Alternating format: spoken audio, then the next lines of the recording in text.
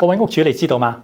你簽嗰份獨家代理嘅賣屋協議，無論幾長，只要係超過90日嘅，你就可以單方面解約。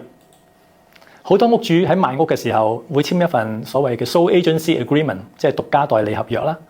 亦都係只係俾一間中介公司或者一個經紀人銷售，其他人就唔賣得嘅。呢種合約好常見，但係你可能唔知道裡面藏住一個屋主嘅小權利。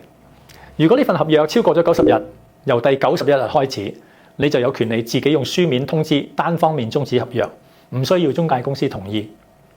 冇錯啦，呢個係寫喺法律入邊嘅，係你作為屋主嘅法定權利。呢個點解咁重要呢？因為有啲情況之下，你可能會想換個中介啦，換下個策略啦，或者暫時唔賣住啦。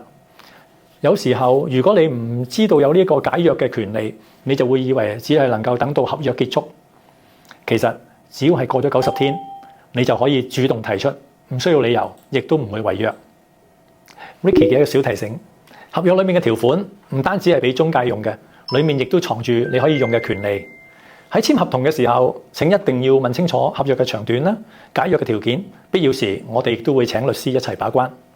我哋 Harcourt Ricky 團隊都會主動幫你睇清楚呢啲細節。應該講嘅一定講，應該提醒嘅就絕對唔會漏，讓到你整個賣房過程既有掌控權，亦都無後顧之憂。唔確定你簽嘅係幾耐嘅合約，想換下個市場策略，又唔知道能唔能夠退出噃。歡迎你揾阿 Ricky 幫你睇下合約。